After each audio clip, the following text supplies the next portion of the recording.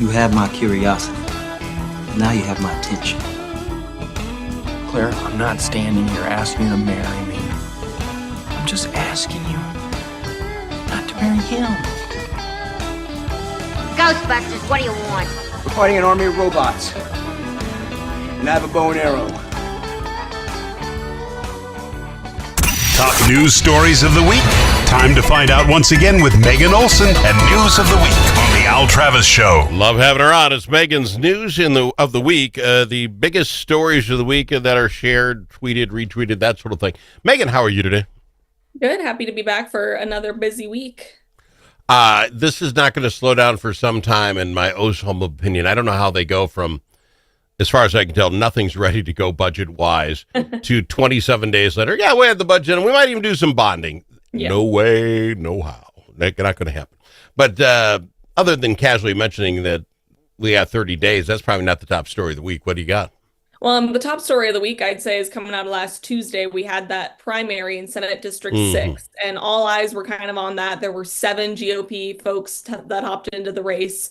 The wife of a sitting representative ended up winning that primary, so we have a general election next Tuesday.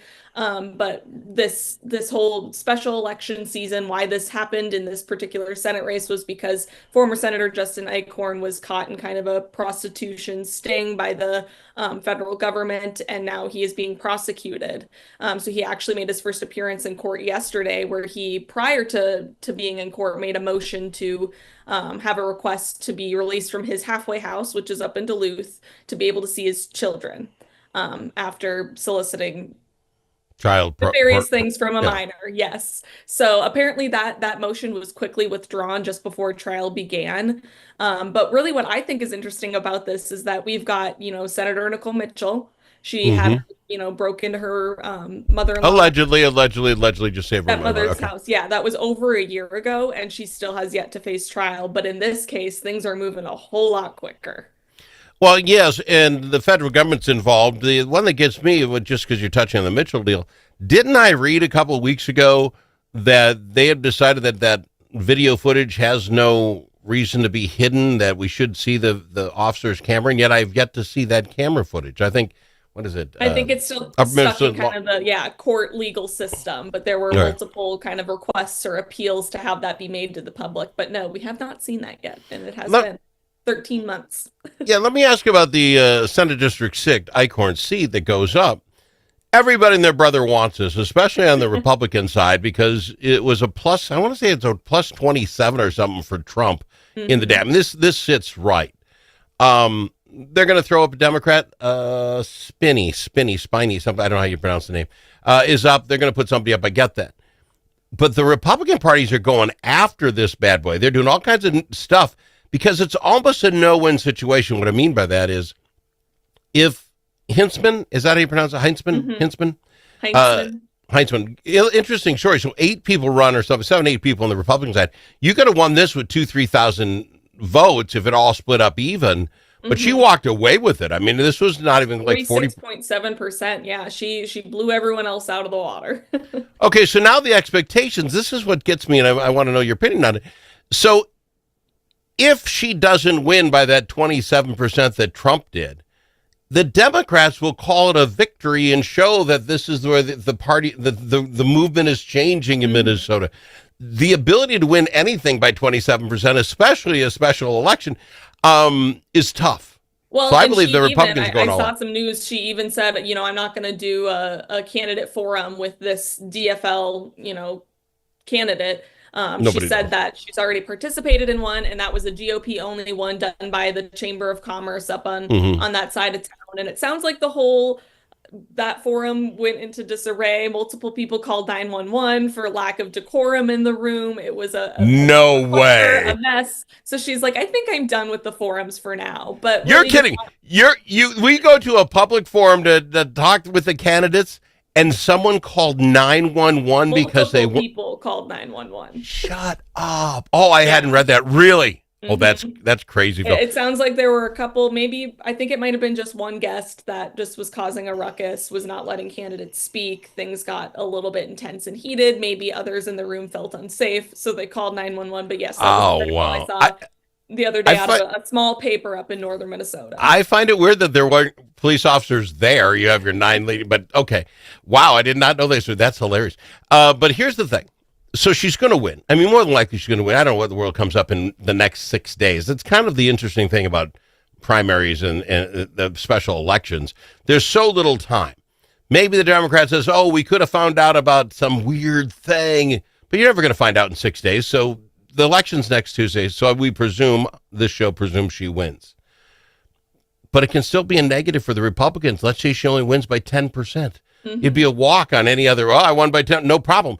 But this could be a problem in that the Republicans will look like they're losing control. They have to throw money at this. They have to walk the tricky thing with these special elections is turnout. It's getting people to the polls. Most people don't know what's going on. Why would I go vote on a random Tuesday in April? Exactly. That's just not what I do. It's not the typical November schedule. So it'll be turning out the vote here next week. All right, so we'll see how that goes. That's a good one. I did not know about the calling 911 at that. That's only the Republicans going to do that to themselves. Okay, what else is going on? I mean, you talked about it in the beginning. These budget talks are getting very intense, and surprise, they're behind on schedule. Not really a surprise, as we know in the Minnesota House this January, we had Democrats not show up to session for the first month of session, so things are very slowly moving along, but they're looking to cut more than, I think, passing a budget about $66 billion, but making some significant cuts. So about $680 million in cuts, particularly in education. And that seems, education and healthcare seem to be the two sticking points that both chambers can't seem to find common ground. Okay, I can't. You and I have to fix this, Megan. We have to fix this. So you're even saying these cuts to education, the cuts to this, and it all sounds horrible. Folks, we're at $52 billion 4 years ago. We're going to be at $66 billion this year, and they're considering that cuts. Mm-hmm. It's almost a 30% increase in 4 years. 70% of those funds go to health and human services. And if you lump I get it, but it's this spike. It's this, we spent $71 billion because we had this flush of money come in. We spent it all. Now they're saying they're cutting from that $71 billion. How do I liken this? You're a golfer, right, Megan? Yes. You're married. Here's the thing. I'll use this. You'll appreciate it. So my wife lets me spend $50 a week at golf. Buy some beers, maybe buy dinner, buy a round of drinks for my friends so I can be that really cool guy, right? 1 week, I buy a pull tab, and I win $100. So I got $150, and I spend it. I'm buying drinks for everybody. I'm tipping the waiters and the waitresses, and I am that guy for 1 week. The next week, I go to my wife and said, I'm going to take a cut this week. I need $100. She'd be like, what are you talking about, $100? Yours 50. Yes, but I spent $150 last week. People expect things out of me. You're cutting my budget. Nobody lives in the idea that your budget goes up 30, 40% in 4 years and you're cutting anything. These people, both sides get by saying it, and we got to stop it. That really is the problem, is that all of this money was spent. We've created this kind of new standard of, and I mean, all of this money was spent because I believe at this time in 2023, they had passed 26 bills. At this time this year, they've only passed 4 bills. So they really over-legislated 2 years ago, and now we're in a bit of a pickle. And I don't want to raise your blood pressure anymore, but there is a massive increase on the state government finance bill, which is basically the money that funds government working. It funds the salaries of lawmakers, and particularly there's some interesting increases. So the LGBTQIA 2S Plus Council, it's called in Minnesota, gets an additional $200,000 for staff. The expanding Medicaid fraud division gets about a $780,000 increase, which I think was kind of must have been a GOP, compromise. Like, we need to do more fraud prevention, and $2.35 million for a new healthy aging sub-cabinet in the Office of Attorney General. See, now you're going to crush me because you're going to tell me we actually had a fraud team and we're just going to kick more money. We had a fraud team. We had a fraud team when people walked away okay, you are crushing me. I can't. Here's what I'm going to chat with Senator Coran about, because he's coming up and he's on the Health and Human Services. You want to save money. You stop with these open-ended things. We want to help kids with autism. All for it. But then you just say, okay, we'll send out money, whatever it is, $1,000 a visit for an autistic kid. But you don't have to have any licensure. You don't even have to, the kid doesn't even have to have a doctor approval saying that he's actually got ADHD or autism or anything else. And we just send out the money. It's a blank check. You could say we'd like to put $2 million toward this program, and it comes out being $15 million. And it's like, what? Medicaid or Medicare for Minnesota Care. Human Services said, we think 5,000 non-resident, illegal immigrants need health care. So we opened it up. 5,000, that's what they were guessing, 4,800. 17,000 so far signed up. Yep, that was my next story, Al. Okay, well, we'll talk about it on the other side. You're just ticking me off, because we don't say we'll put $2 million towards that project when the money's gone, the money's gone. We just say it's a great idea, and we think it'll be 4,800, and then when 17,000 show up, we just write the check. And all of a sudden, that's the new okay, Megan, I'm not in a good mood. We'll be back after this. We need a break to lower the blood pressure before Thank you for I'll be back after this with Megan's News and Review. Chanhassen Dinner Theaters brings you its most popular show of all time, Grease. You'll hear all your favorite hits from the Broadway musical and the movie. Join the whole gang at Rydell High. We'll sing, we'll dance, we'll bring you back to high school life in the 50s. Poodle skirts, bobby socks, the soda shop, and drive-in movies. Grease! It'll rock your socks off. Order your tickets today. Visit chanhassendt.com. Do you have a closet full of old videos, photos, slides, or films? Regain that space and preserve those memories for future generations. Visit archivinglifemedia.com or call 952-829-8018. See how safe and simple it is to digitize all your media. Gain peace of mind knowing that all those important memories will be saved and can be seen and shared again. Do it today. Check out archivinglifemedia.com or give them a call, 952-829-8018.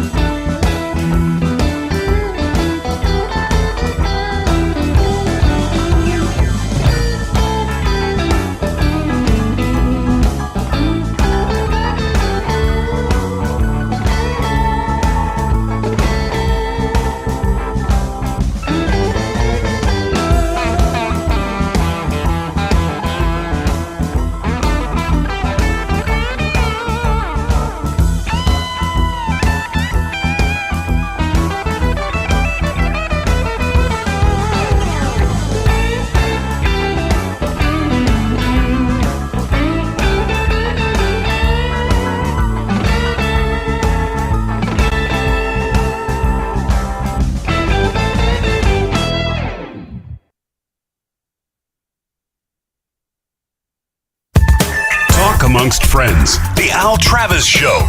Nothing but talk. She's Megan Olson. It's Megan's News and Review, and I promise I won't talk too much when you talk about this story, even though it bothers me all.